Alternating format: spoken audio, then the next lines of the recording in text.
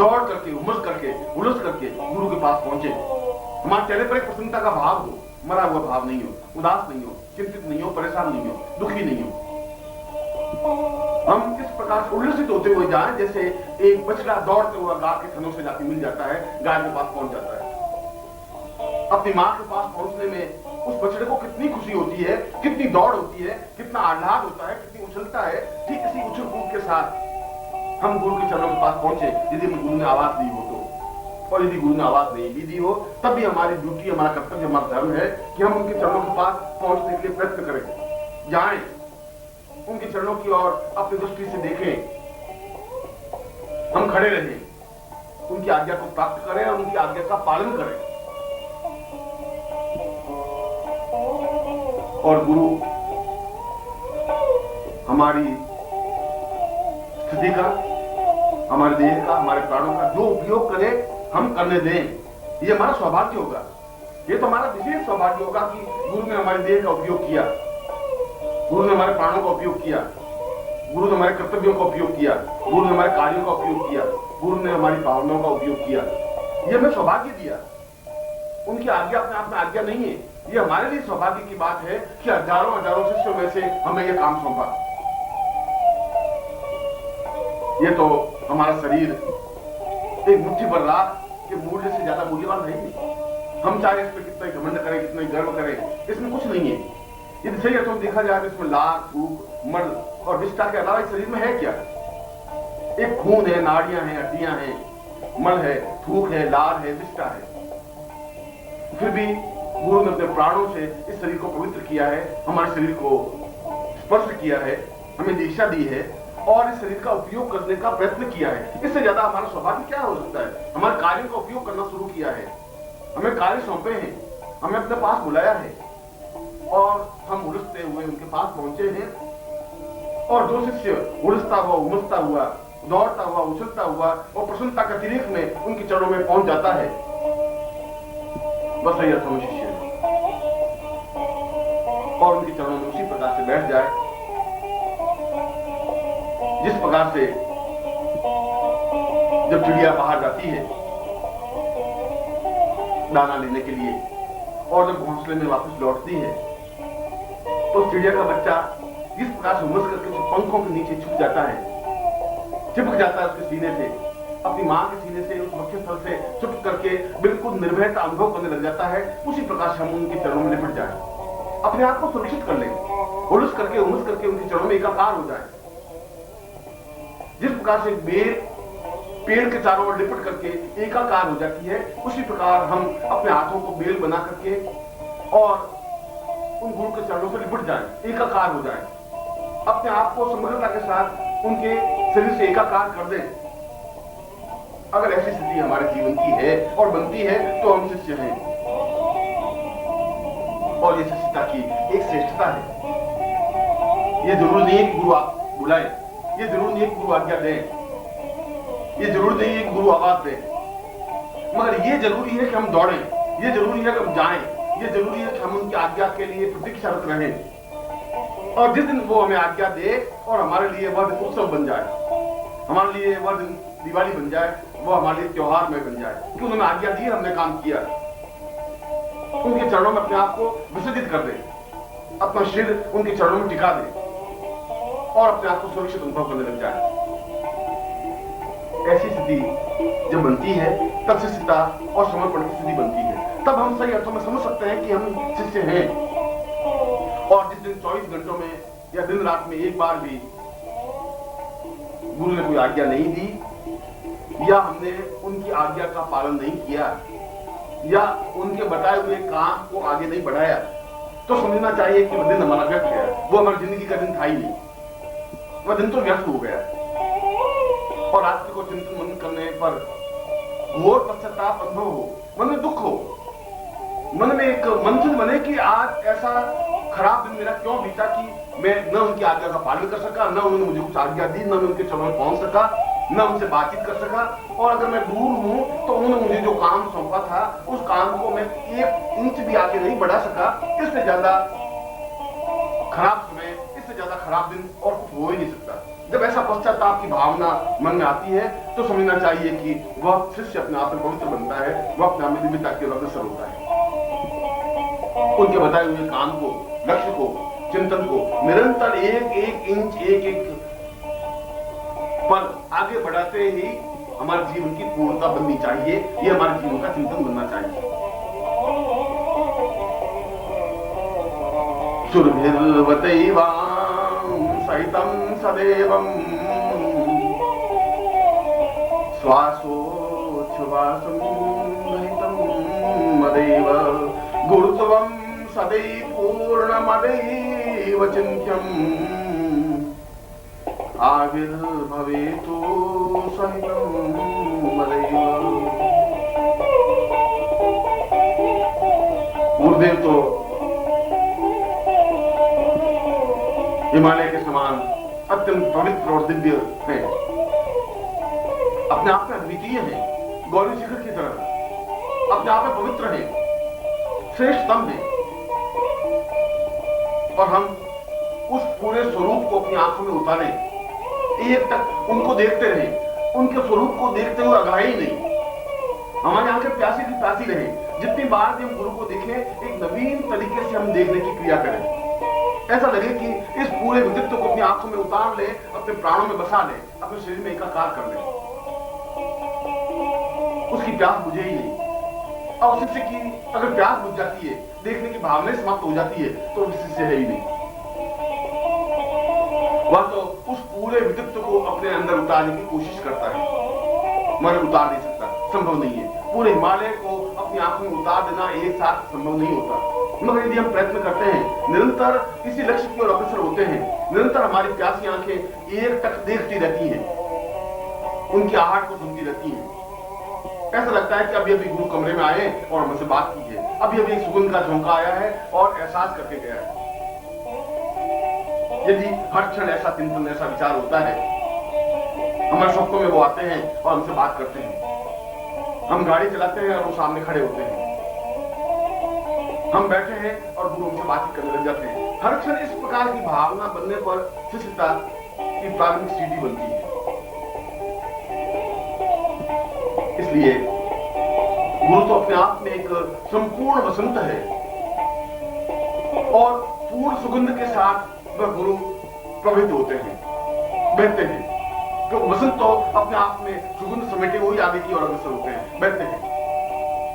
ये हमें गुण होना चाहिए कि हम उस सुगंध को अपने आप में समाहित कर लें, उस सुगंध को नथनों में भर लें, नेत्रों के माध्यम से, नथनों के माध्यम से, नाक के माध्यम से, कानों के माध्यम से, मुख के माध्यम से और शरीर के रोम रोम के माध्यम से उस सुगंध को, उस वसंत को अपने आप शरीर में उतार लें। यह अपने आप में उतार देने की क्रिया समर्पण और शिष्यता की क्रिया है। गुरु तो अपने आप में एक मेघखंड है, बादल है, जिसमें अत्यंत मधुर अमृत भरा हुआ है और हम एक टक देखते रहें और ये हमारा सौभाग्य बने कि उस बादल को हमारे ऊपर बरसने के लिए प्रेरित करें। हम उस जगह खड़े हों जहां बादल हम पर बरसे, जहां गुरु की कृपा बरसे और हम भीग जाएं। हमारा तन, हमारा मन, हमारे प्राण, हमारी चेतना, हमारी दृष्टि, सब कुछ उस अमृत से भीग कर एकाकार हो जाए। हम अपने आप में आनंद, प्रफुल्लित और अद्वितीय बन जाएं। गुरु तो जीवन का सौभाग्य होता है, जिसको अपने निराट पर अपनी मांग में भरने की जरूरत है।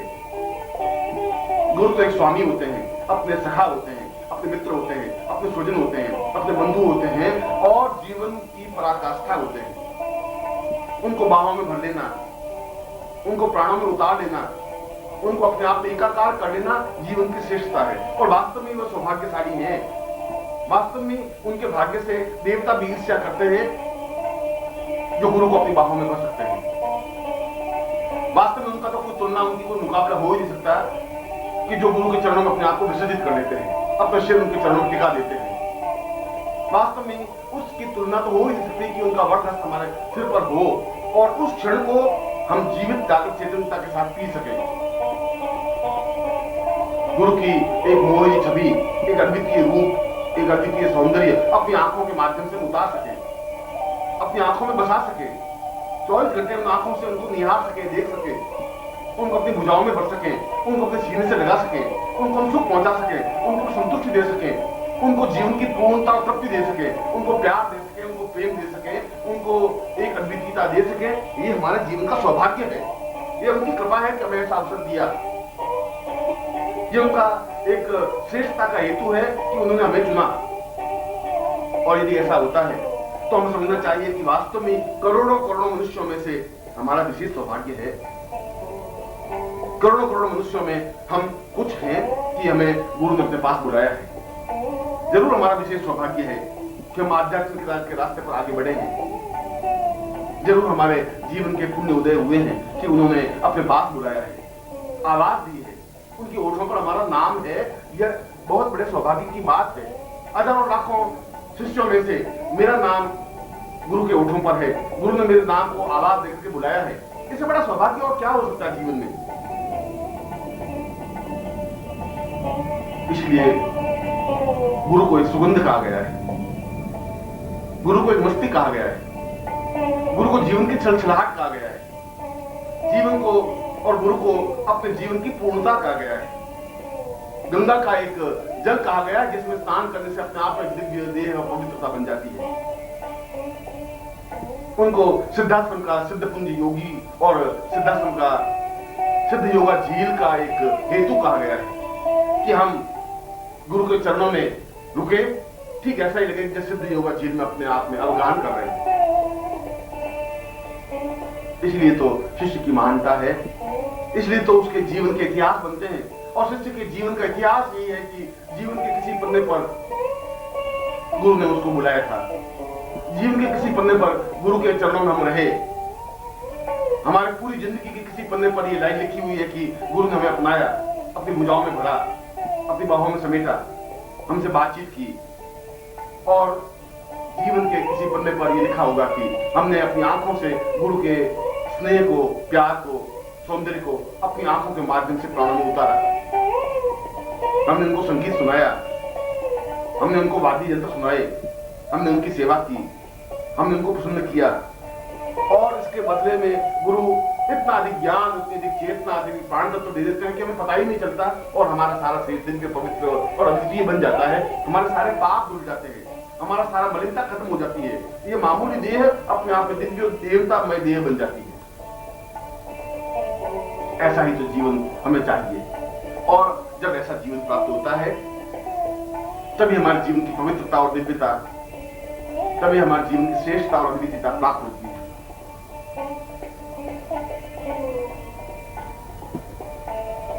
चैतन्य रूपम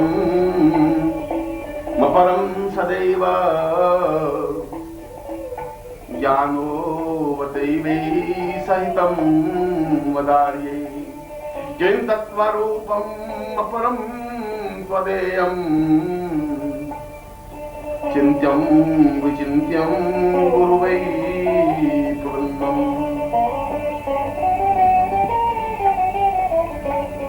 शिष्य का तात्पर्य है अपने जीवन को सौभाग्य में परिवर्तित कर देने की क्रिया। ये हमारा सौभाग्य है कि हम इस पृथ्वी तल पर उपस्थित हैं, जीवित हैं, जागृत हैं, चैतन्य हैं। और उससे भी बड़ा सौभाग्य है कि हमारी पीढ़ी का सौभाग्य है, हमारे जीवन का सौभाग्य है कि हमें अपने जीवन में कोई ऐसा जागृत और चैतन्य गुरु मिला। हमारी पिछली पीढ़ियों को ऐसा गुरु नहीं मिल सका, हमारे दादाओं को, हमारे परदादाओं को नहीं मिल सका। ये उनका दुर्भाग्य है। हमारे आने वाली पीढ़ियों को ऐसा गुरु मिल सके ये कोई जरूरी नहीं है, पर ये हमारा सौभाग्य है कि हमारे जीवन में कोई ऐसा गुरु है और हम उनके चरणों में हैं। ये दूसरा सबसे बड़ा सौभाग्य है। जो शंकराचार्य के चरणों में रहे वे रहे। आज का एक व्यक्ति चाहे करोड़ रुपए खर्च करके भी शंकराचार्य के चरणों में बैठना तो संभव नहीं हो सकता। जो कृष्ण के साथ रहे वो रहे, हम उनके साथ नहीं रह सके, ये हमारा, हमारी पीढ़ी का दुर्भाग्य है। मगर आज जो गुरु हैं उनके चरणों में हम बैठे, ये हमारा सौभाग्य है। यदि हम इस सौभाग्य से वंचित हो जाते हैं तो फिर हमारे जैसा कोई कृतज्ञ नहीं हो सकता, फिर हमारे जैसा कोई पापी नहीं हो सकता, फिर हमारे जैसा कोई न्यून नहीं रह सकता। इसलिए सारे काम छोड़ करके हमारा प्रत्येक पल इस बात के लिए प्रयत्नशील हो कि हम किस प्रकार से गुरु के चरणों में पहुंचे, यात्रा करके, परिश्रम करके और अपने समय को देकर के, जैसे भी हो, जिस स्थिति में भी हो, जिस प्रकार से भी हो, हम पहुंचे और उनके चरणों में रहें। और श्लोक की दूसरी पंक्ति में स्पष्ट किया है कि जिस समय शिष्य दोनों हाथ और सिर उनके चरणों में झुका देता है और अपने आंसुओं से उनके चरणों को धो लेता है, आंसुओं से पूरे चरणों को प्रक्षालित कर देता है और प्रक्षालन करने के बाद, धोने के बाद यदि उनके चरणों में उसे काशी दिखाई देती है, हरिद्वार दिखाई देता है, गंगा दिखाई देती है, देवी और देवता दिखाई देते हैं, तो समझना चाहिए कि हम सही अर्थों में शिष्य हैं। हम झुके और उनके चरणों में देवता दिखाई दे जाए, हम झुके और उनके चरणों में मंदिर, मस्जिद, काबा दिखाई देने लग जाए, हम झुके और उनके चरणों में सारे इष्ट और सारे देवता और महाकाली और महालक्ष्मी और महासरस्वती साक्षात रूप में हमारे सामने विद्यमान हो जाए, ऐसा सौभाग्य हो जाए तो हमारे जीवन की धन्यता है, फिर हमारे जीवन की पूर्णता है, फिर हमारे जीवन की अद्वितीयता है।